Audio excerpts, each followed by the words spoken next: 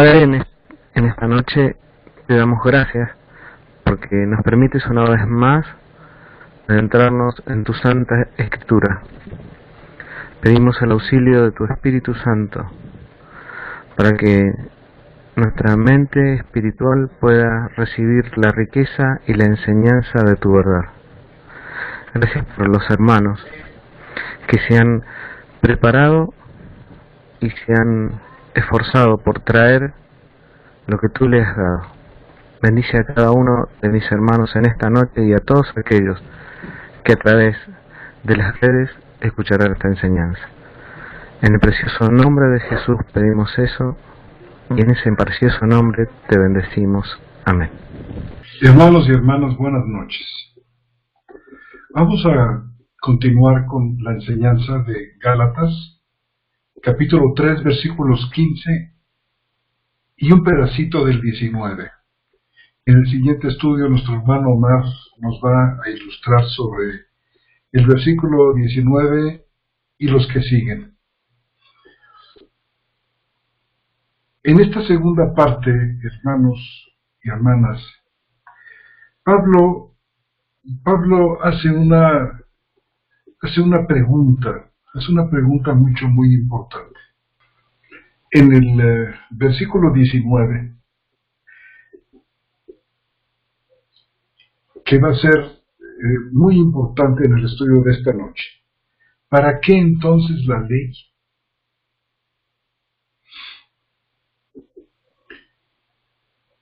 No quiero, o es muy complicado hacer una recapitulación del estudio de la vez anterior, así que yo recomiendo de todo corazón que busquen este estudio que está ya disponible en YouTube para que engarcen ustedes con la enseñanza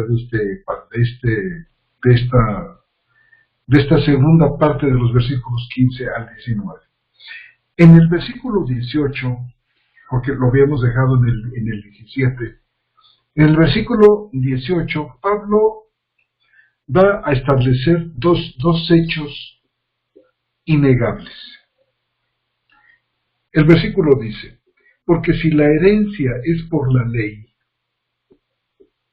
ya no es por la promesa. Pero Dios trató generosamente a Abraham por medio de la promesa. Pablo establece aquí dos hechos que son innegables. En primer lugar, el hecho firmemente establecido que la justificación no puede ser al mismo tiempo ley y promesa. O es una o es la otra. Pero no puede haber una mezcla de los dos, de ley y promesa. Dice aquí, porque si la herencia, y recordemos que la herencia es la justificación, lo vimos en el estudio anterior, porque si la herencia es por la ley, dice, entonces ya no es por la promesa. Y este principio muy importante, fundamental, vital, toral que tenemos aquí, es el mismo que ya habíamos nosotros encontrado en Romanos capítulo 4 y versículos 4 y 5, que les invito a leer en este momento. Romanos capítulo 4, versículos 4 y 5. Al que obra, no se le cuenta el salario como gracia, sino como deuda. Pero al que no obra, sino que cree en el que declara justo al impío, su fe le es contada como justicia. Noten ustedes aquí cómo es que la justificación no puede ser al mismo tiempo ley y promesa. Aquí en este caso, obra y fe. Y en segundo lugar, otro principio que brota, regresando a Gálatas capítulo 3, versículo 18, viene a ser perfectamente claro que Dios le dio a Abraham la justificación sobre la base de la fe sola, sin circuncisión, sin obras de la ley, ya se tratara de la ley mosaica o de la ley natural, porque la ley mosaica no le había sido dada todavía a Abraham cuando fue justificado. Pero dice aquí el versículo 18, pero Dios, y aquí estoy usando la Biblia de las Américas, pero Dios se la concedió a Abraham por medio de la promesa. Si la herencia, porque si la herencia, es decir, la justificación, es por la ley, es ganada por medio de las obras de la ley, entonces ya no es por la promesa. Pero dice Pablo, pero Dios se la concedió a Abraham, o Dios trató generosamente a Abraham por medio de la promesa. Como quiera que se vea, al final no se puede sino admitir que la Escritura enseña con toda claridad que Abraham fue justificado por la fe sola, sin las obras de la ley, y que esta justificación tuvo lugar antes de que Abraham hubiera sido circuncidado, y antes de que Dios le hubiera dado la ley en el Sinaí. Había más de 430 años de distancia entre Abraham y la ley, y el dar de la ley en el Sinaí. Ya que Dios justificó a Abraham por la fe, en cumplimiento a una promesa del pacto, y esa promesa incluía a los gentiles, y además nada puede cambiar ni anular ese pacto, se sigue entonces que si los gentiles de Galacia habían creído en el evangelio de la fe que le fue predicado a Abraham, entonces ellos ya eran simiente de Abraham y habían heredado la verdadera promesa de la justificación. Entonces, ni la circuncisión ni el guardar de la ley pudieron haberles hecho más justificados que lo que era Abraham, cuando Abraham simplemente creyó. Y esto es un punto definitivo. Ahora entramos al versículo 19, y aquí, hermanos, como decía uno de los apóstoles, aquí necesitamos ceñir los lomos de nuestro entendimiento y estar muy atentos para que podamos captar las cosas profundas que Pablo nos plantea aquí. El versículo 19 comienza con una pregunta crucial, a la que el apóstol le da una respuesta extraordinaria, una respuesta además inesperada. Dice, ¿para qué entonces la ley?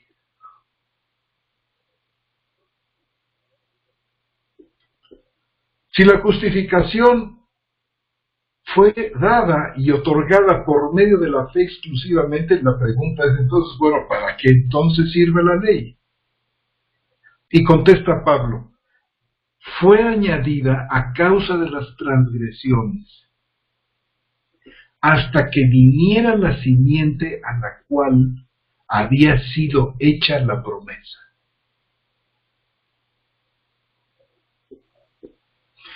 Cuando Pablo dice, ¿para qué entonces la ley? ¿A qué ley se refiere? Aquí, ley se refiere a la ley de Moisés.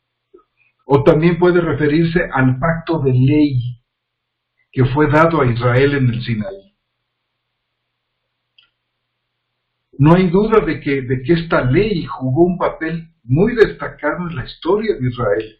De hecho, la ley que recibieron los israelitas en el Sinaí controló todos los aspectos de la vida de ellos. Y el significado y propósito de la ley ha sido el objeto, no tienen idea, de cuántas discusiones, de cuántos argumentos muy intensos. Y la respuesta de Pablo a esta pregunta, la que nos ofrece aquí, el versículo 19, que fue añadida a causa de las transgresiones hasta que viniera la simiente a la cual había sido hecha la promesa, es uno de los puntos más discutidos en la teología reformada de hoy en día. Y ya tiene años. Ahora Pablo hace esta pregunta específica. ¿Para qué entonces la ley? Y nos da una respuesta muy clara. Sin embargo, su respuesta provoca otra pregunta. En este versículo 19, Pablo ha hecho la primera pregunta con respecto al propósito de la ley. ¿Para qué la ley? Que lógicamente surge de lo que ha establecido. Es decir, que la ley no puede afectar la promesa que se le hizo a Abraham. Y después de dar su respuesta, cuando dice, fue añadida por causa de las transgresiones, entonces, un poco más adelante, en el versículo 21, hace otra pregunta, una segunda pregunta que proviene de la respuesta del versículo 19, que fue añadida por causa de las transgresiones.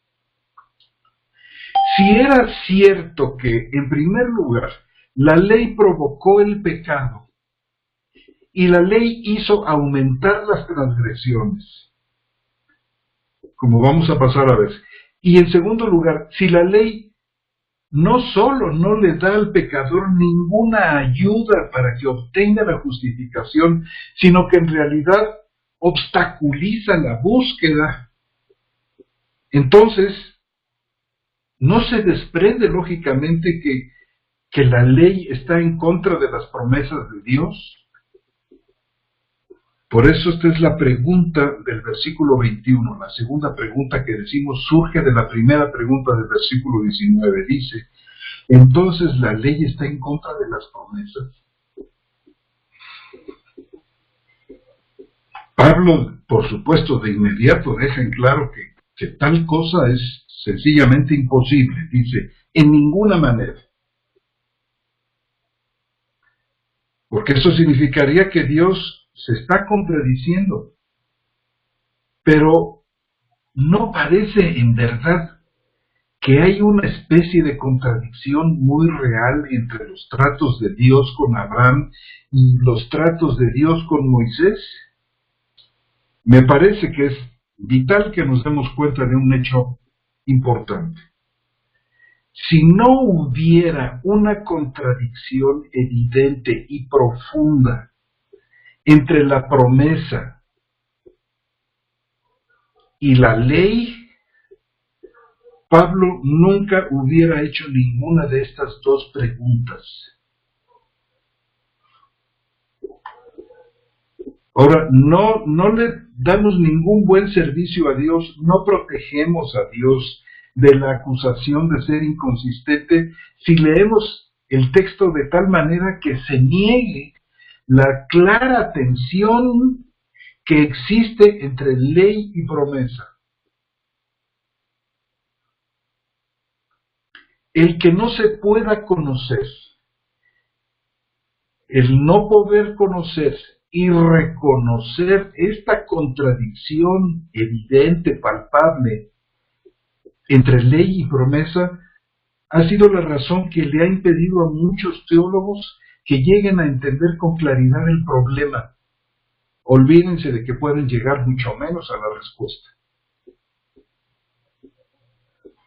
Nosotros simplemente debemos ver que Pablo pregunta acerca del propósito de la ley solamente porque parece ciertamente en la superficie que Dios estuviera contradiciendo, pero sabemos que esto es imposible. Pablo hace la segunda pregunta en el versículo 21, entonces la ley está en contra de las promesas, solamente porque parece ser de una manera superficial exactamente lo que implica la respuesta de Pablo a la pregunta del versículo 19, que dice que fue añadida por causa de las transgresiones. Pareciera ser que la verdadera falta estuviera en haber dado la ley. Pero Pablo insiste, esto de ninguna manera es así. Jamás puede ser. Cuando estudiamos con cuidado la respuesta de Pablo a la primera pregunta, ¿para qué entonces la ley? Debemos preguntar, ¿a qué fue añadida la ley? Porque dice, ¿para qué entonces la ley? Dice, fue añadida. Y debemos preguntarnos, bueno, ¿a qué fue añadida la ley? Ya que dice que la ley, hermanos, fue añadida. Entonces, no pudo haber sido añadida al pacto que Dios hizo con Abraham, porque esto violaría un principio de este pacto. Vean ustedes el versículo 15 que dice, hermanos, en el 3:15, hablo según normas humanas. Aunque un pacto haya sido puesto en efecto por un hombre, nadie le invalida ni le añade. Entonces, cuando nos preguntamos a qué fue añadida la ley, no pudo haber sido añadida al pacto con Abraham por esta razón. Porque nadie le añade a un pacto ratificado. Ahora, no creo que tengamos toda la respuesta completa. Sin embargo, parece ser una de dos cosas, o quizá las dos, cuando nos preguntamos a qué fue añadida la ley. Pablo podría dar a entender que la ley fue añadida a la revelación de Dios. O también podría enseñar que la ley fue añadida a la conciencia. Y vamos a ver este punto. En el monte Sinaí, Dios puso a Israel bajo la ley como un pacto de vida y muerte. Recordemos cómo le dijo, he aquí yo pongo delante de ti la vida y la muerte, escoge. Y este pacto controló la vida entera, la adoración de Israel. Demandaba una obediencia perfecta, la cual nadie pudo realizar.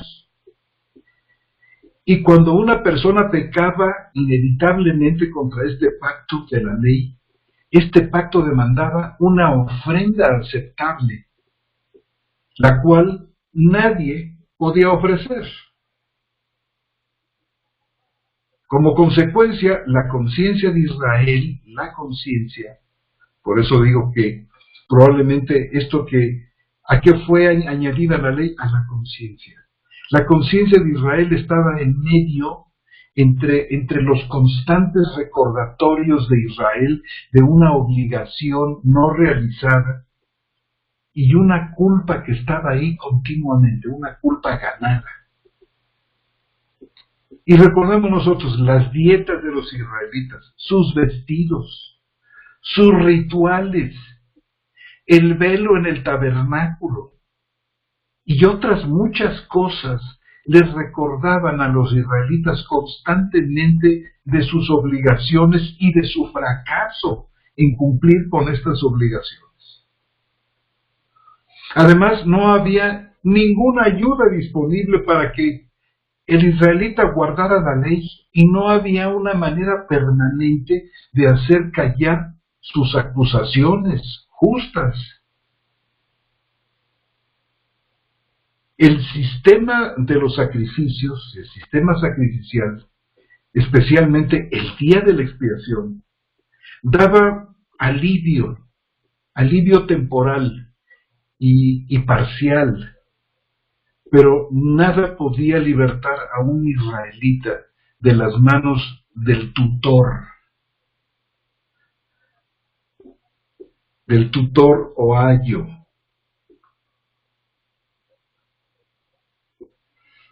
Como leemos, por ejemplo, en el versículo 24, así que la ley ha sido nuestro tutor, ha sido nuestro ayo.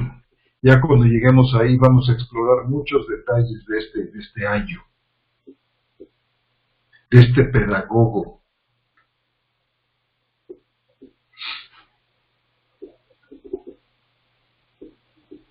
Nada podía liberar a un israelita de las manos del tutor. Decíamos, o del ayo, como dice la versión 60, o pedagogo, que sería una traducción casi una transliteración de la palabra griega. La cual, esta función, la cual era justo la función de la ley. Esta era la función de la ley.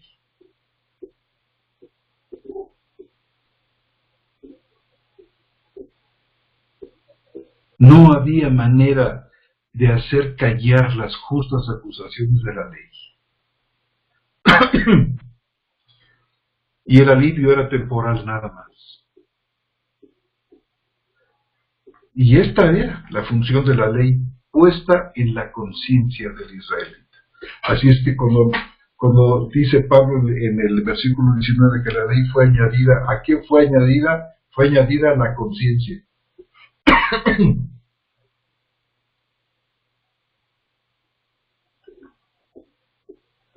Seguramente.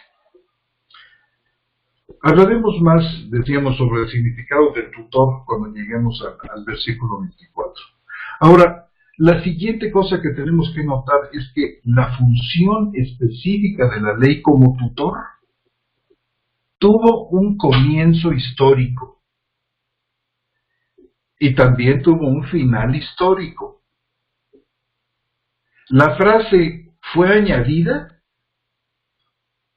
el versículo 19, debe significar pues añadida y diferente de algo que ya existía.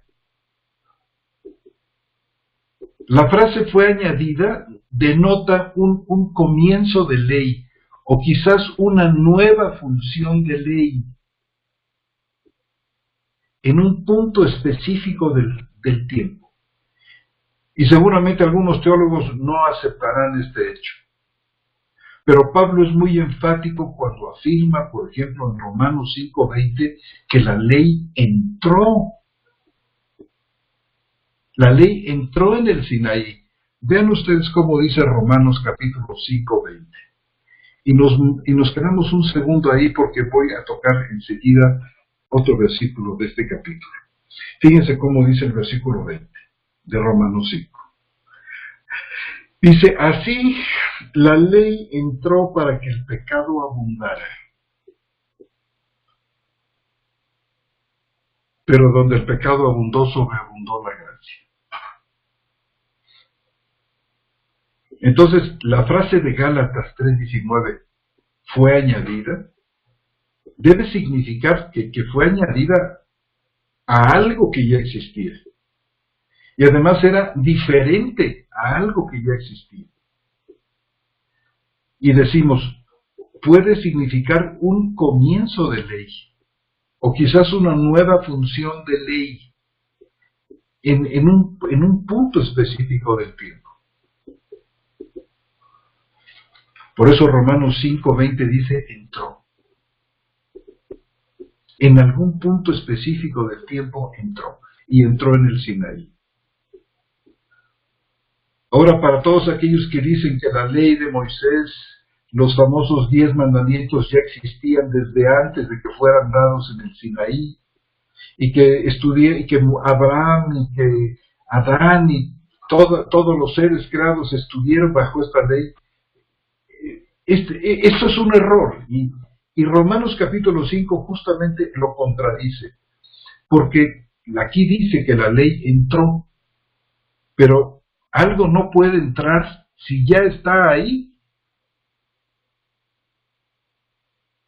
Una persona o una cosa entran a un lugar porque no estaban antes ahí.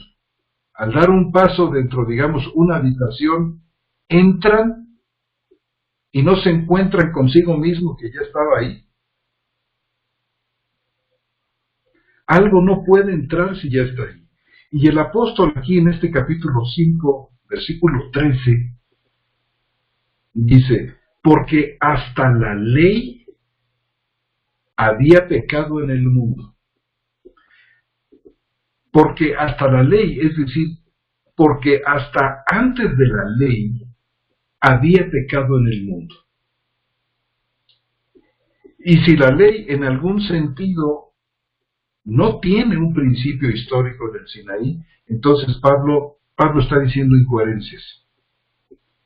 Pero nosotros sabemos que Pablo es un pensador muy serio, muy articulado. El Espíritu Santo le dio una manera maravillosa de argumentar con una lógica divina espeluznante. La ley de Dios no vino a la existencia en el Sinaí. Fíjense, la ley de Dios. Dios siempre ha tenido una ley, desde antes de la creación del mundo.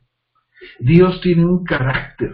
El Dios trino y diurno tiene un carácter y se maneja sobre la ley que brota de su misma esencia.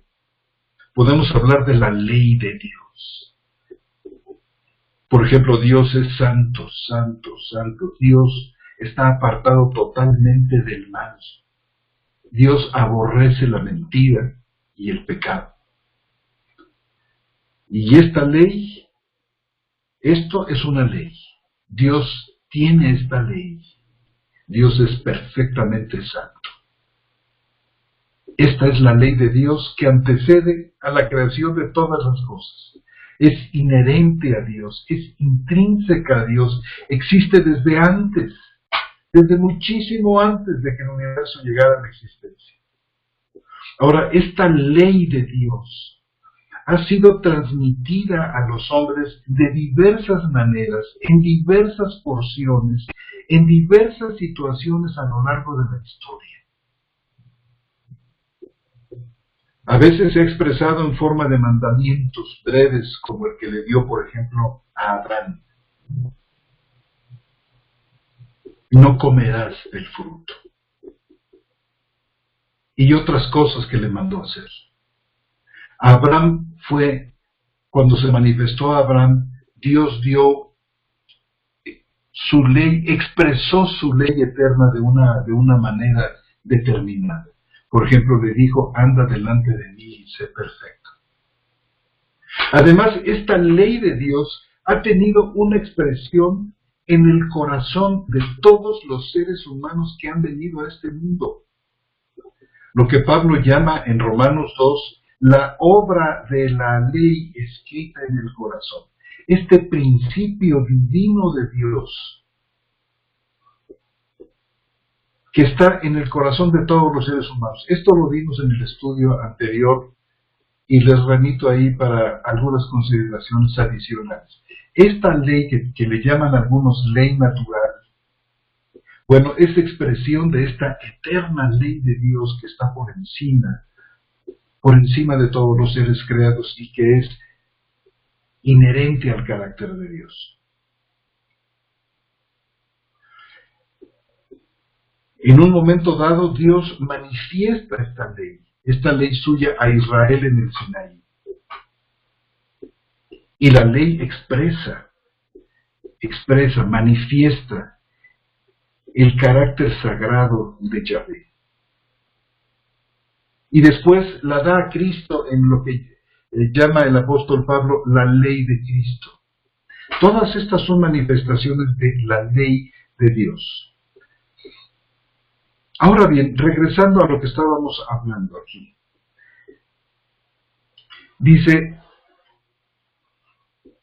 Decíamos que la ley de Dios, como ley de Dios, no vino a la existencia en el Sinaí. No aparece por primera vez en el Sinaí, porque la ley de Dios es eterna. Pero la ley codificada, la ley escrita en tablas por el dedo de Dios, la ley que fue otorgada a los israelitas en términos de un pacto,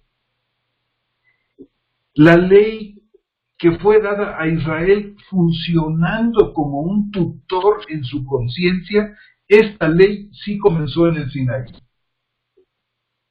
Fue una administración de la ley de Dios dada en este caso a los israelitas y a ninguno más que ellos. Ahora, la función de la ley como tutor no solamente tuvo un principio histórico en el Sinaí, sino que Pablo dice que también tuvo un final histórico con la venida de Cristo. Y es muy evidente, como vamos a pasar a considerar ahora los versículos 23, 24 y 25, vamos a ver cómo se refieren a la venida de Cristo estos versículos y a la terminación del ministerio de la ley como tutor. Entonces, la venida de Cristo hace que la ley de Moisés, la ley del pacto mosaico, la ley del pacto en el Sinaí, sea descartada y debe ser descartada.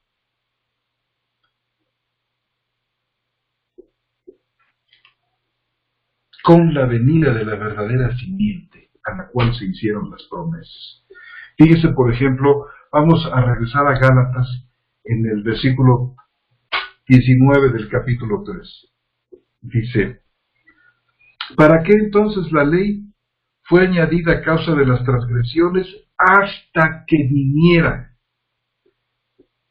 la descendencia que había sido prometida? Fíjese, tiene una terminación. ¿Cuánto tiempo dura la ley? Fue añadida a causa de las transgresiones. ¿Hasta cuándo? Hasta que viniera la descendencia a la cual había sido prometida, el cual es Cristo. Dice el versículo 23, y antes que viniera la fe, estábamos, dice, encerrados bajo la ley, confinados para la fe que iba a ser revelada. Cuando esta fe que iba a ser revelada llega, termina el confinamiento, termina el encerramiento. Y dice el versículo 24 y 25, así que la ley ha sido nuestro tutor hasta el Mesías.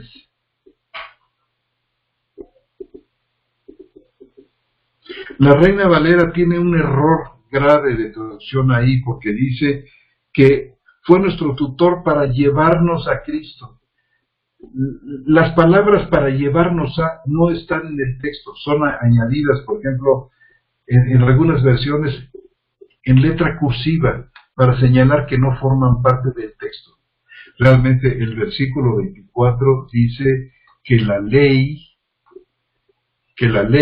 ha sido nuestro ayo, dice hasta, is Christos, la preposición is, hasta, is Christon, hasta Cristo. Está hablando en términos históricos, salvíficos, el apóstol Pablo aquí. De esto ya comentaremos más adelante. Y está viendo la historia de la salvación en sus épocas. Y dice, la fe de Abraham va de aquí a acá. La ley de Moisés fue dada de aquí hasta Cristo. Una vez que llega Cristo, la ley del Sinaí tiene que ser descartada, porque llega hasta el Mesías. La ley ha sido nuestro tutor hasta el Mesías, para que por medio de la fe fuéramos declarados justos.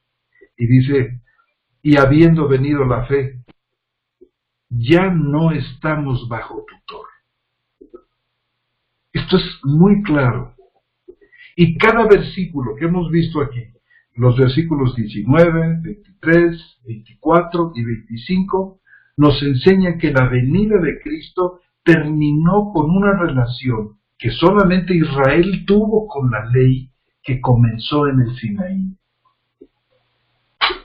Entonces, la frase en el versículo 19 de que la ley fue añadida, dice, a causa de las transgresiones, seguramente que ha de haber parecido incomprensible a muchos judíos.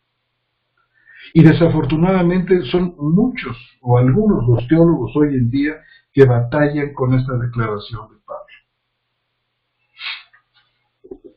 Pero para que nosotros podamos entender la relación bíblica que existe entre ley y gracia, es esencial que entendamos cuál es el verdadero propósito para el cual Dios dio la ley en el Sinaí. Y Pablo, creo yo, es bastante claro cuando expresa pues este propósito de la ley. En primer lugar, a manera de resumen, la ley fue dada para que las ofensas, para que los pecados, para que las transgresiones aumentaran. En segundo lugar, no fue dada, la ley no fue dada con el propósito de contener al pecado. Como muchos piensan que la ley es algo así como un freno que ponemos a los caballos para contenerlos. No es verdad. La ley fue dada con el propósito de que el pecado aumentara y se volviera terriblemente picando la conciencia. En tercer lugar, la ley no fue dada para la gente creyente, como un medio de ayudarle en su santificación. Esto es desgraciadamente tan común que dicen, bueno, Dios nos libra de Moisés para justificarnos por la fe, pero luego nos regresa con Moisés para que completemos la santificación, y entonces dice que los 10 mandamientos mosaicos son la norma de vida del creyente. Y esto no es así. Nosotros tenemos por el Espíritu Santo y en virtud del nuevo nacimiento la ley de Cristo escrita en el corazón, que es en muchos sentidos distante de la ley mosaica en su profundidad, en sus alcances. Y esta ley de Cristo viene a ser otra manifestación de esta ley de Dios eterna, dada a los hombres en este tiempo. Y la ley de Cristo solamente puede funcionar si nosotros los creyentes hemos nacido de nuevo y tenemos una nueva naturaleza. Solamente la nueva naturaleza, la ley de Cristo, puede funcionar cabalmente. Además, porque esta ley de Cristo sí tiene una ayuda. Saben ustedes, dice, yo haré que ustedes anden en mis mandamientos y que ustedes anden en mis caminos. Y dice la carta a los Hebreos en el capítulo 13:20, porque Él hace en nosotros lo que es agradable delante de Dios, nuestro Salvador.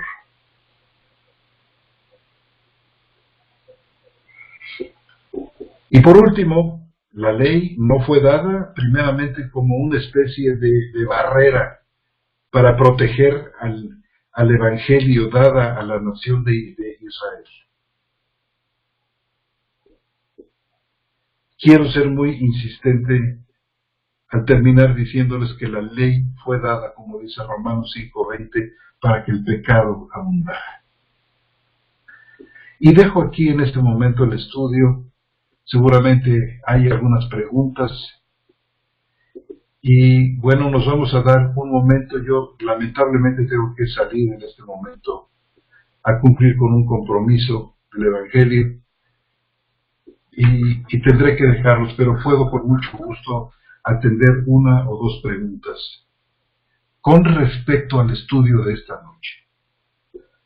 Muchas gracias. Bueno, pues mi hermano José Antonio, no me queda otra cosa más que agradecerte el estudio tan instructivo como siempre. Me llama mucho la atención varios puntos,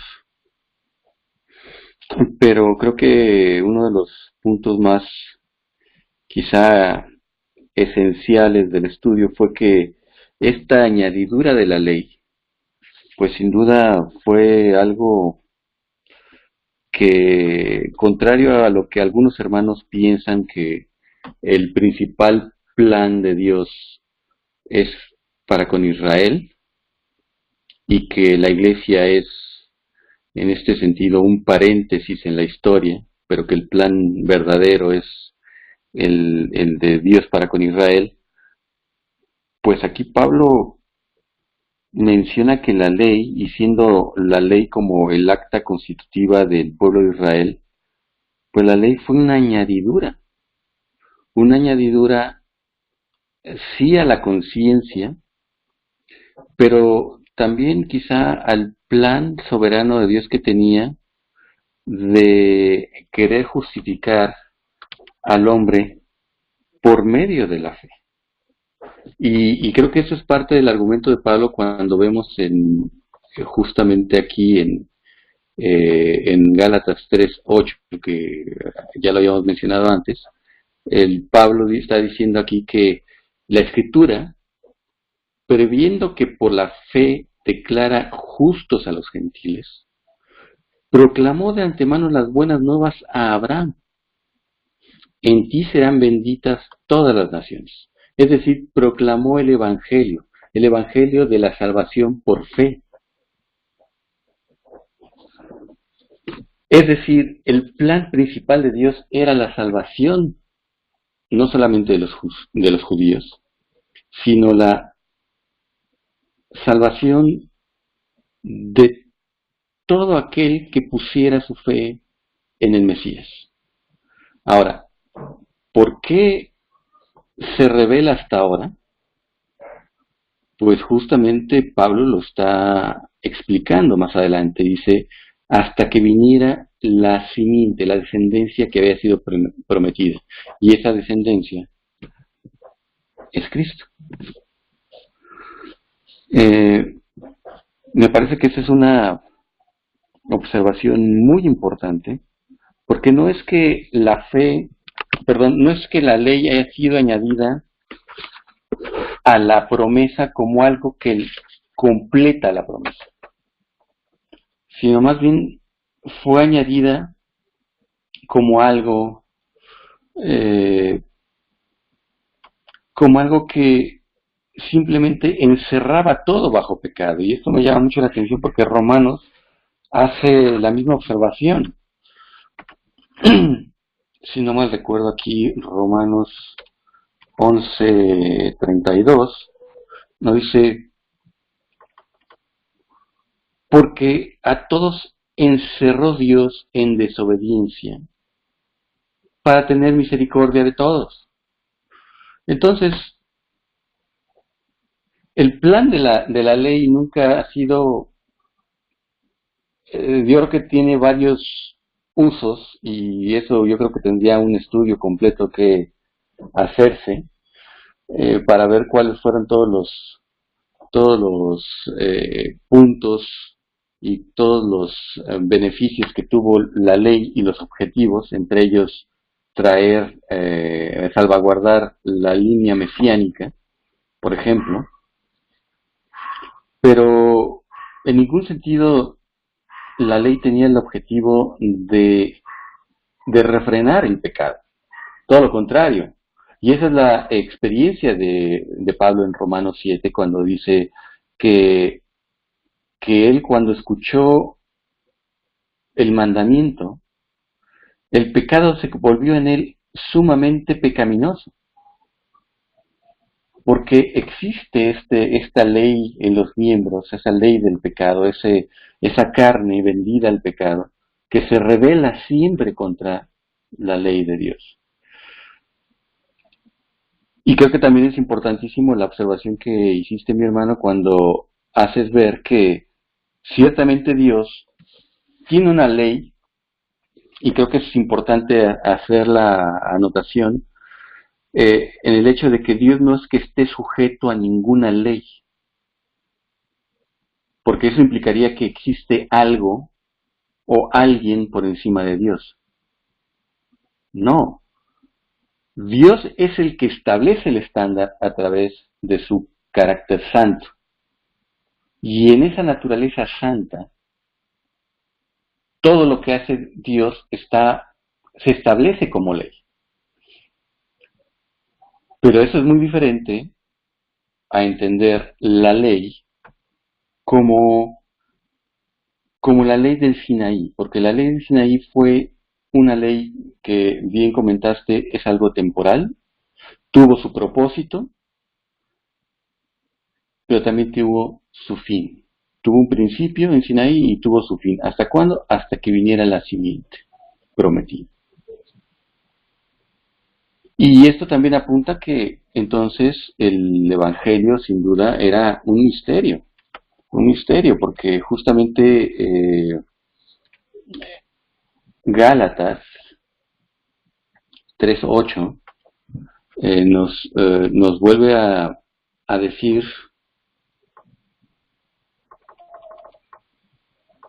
que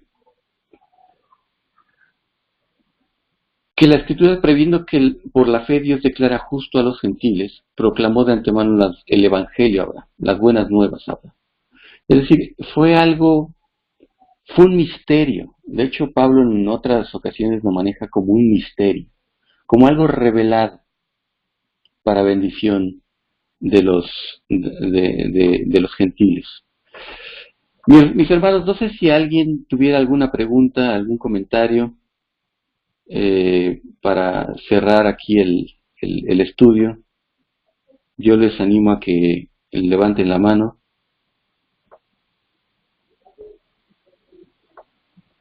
O en todo caso, no sé si hubiera algún hermano, alguna hermana que nos quisiera despedir con una oración.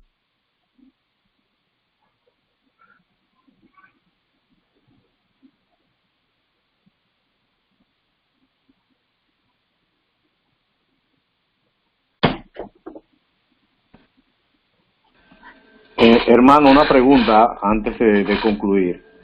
Esta pregunta quiero hacerla por si queda alguna duda.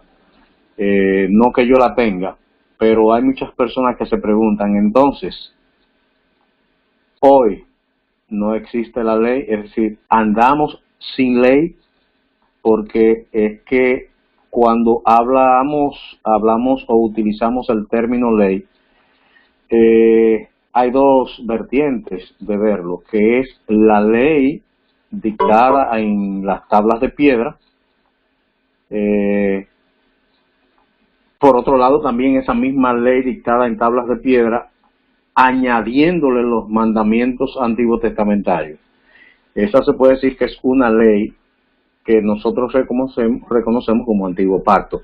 Ahora bien, después de Cristo, ¿hay algún pasaje bíblico que especifica que hay una nueva ley? Me gustaría, si se puede, lanzar ese verso bíblico, esa comprobación, que hable como de esta ley más excelente en caso de que la haya, o si hay una ley de Cristo, un pasaje que puntualmente lleve a uno a reflexionar o a entender que realmente hay una ley actual o no hay ley.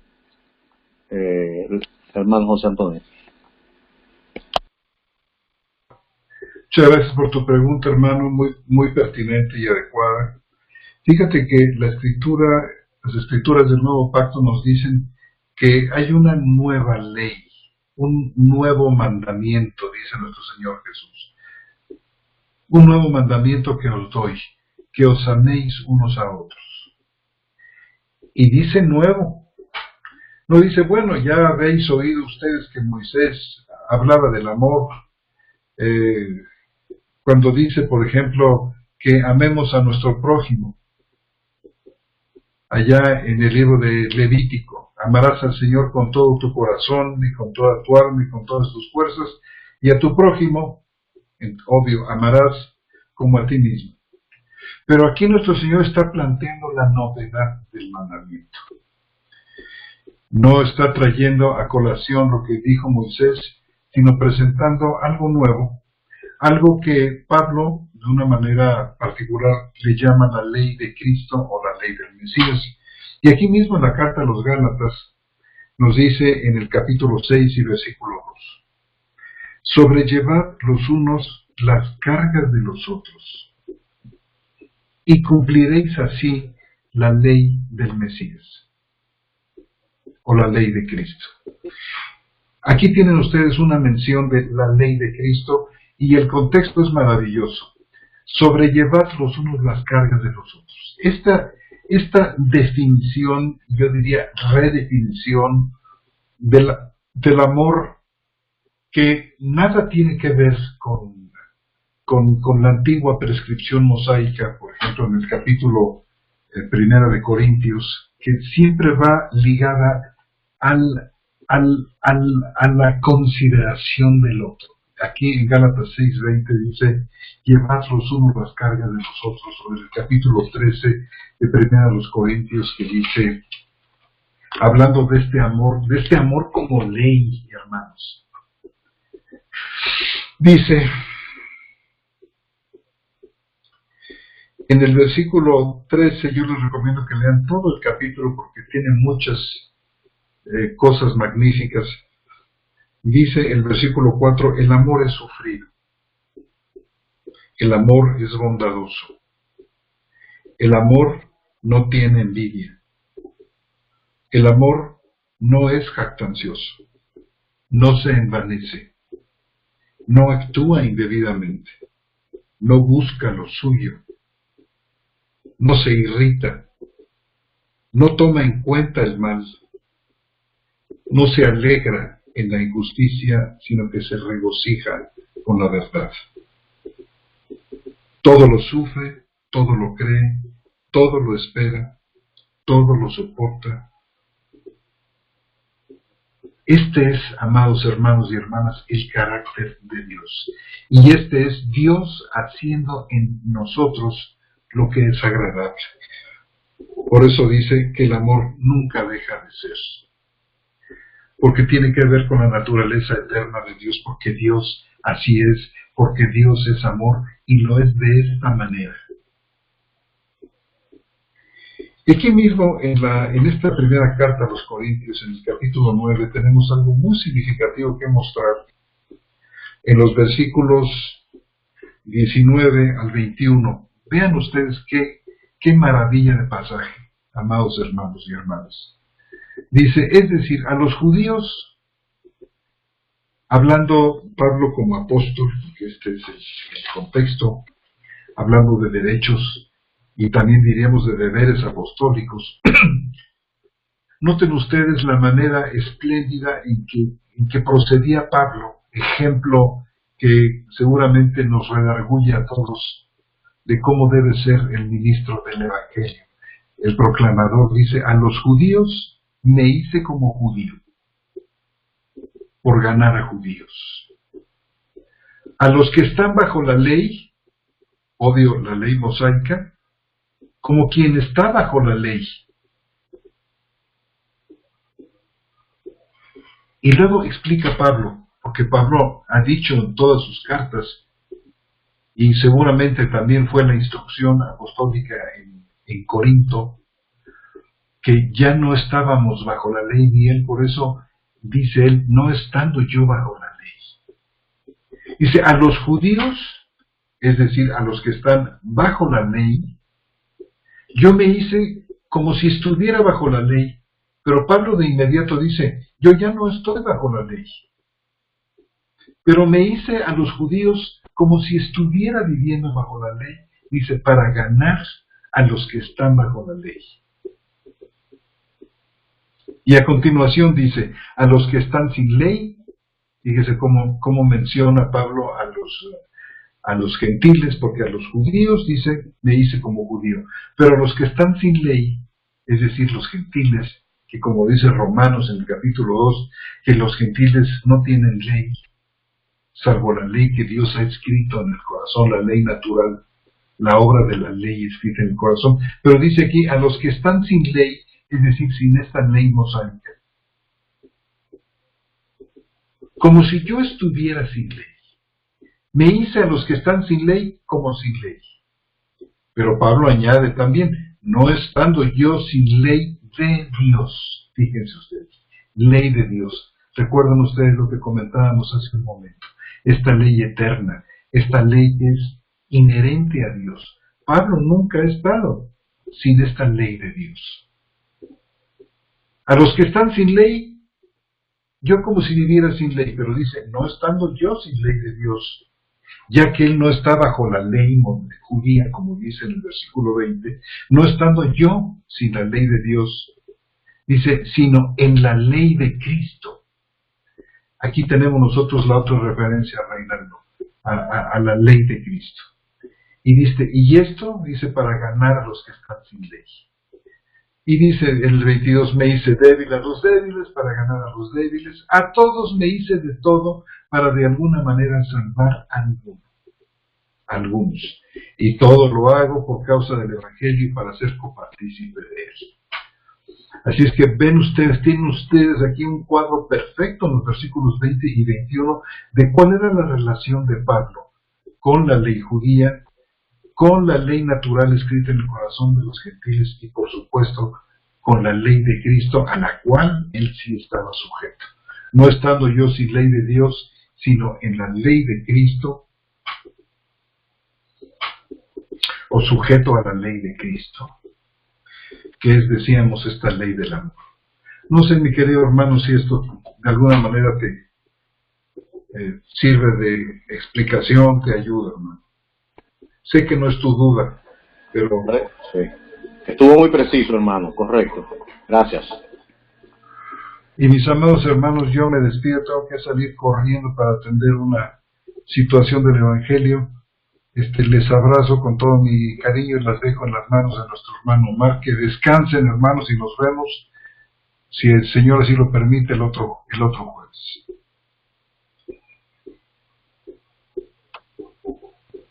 Perfecto, mi hermano, te agradecemos mucho, como siempre, el estudio y que el Señor te guarde, mi hermano.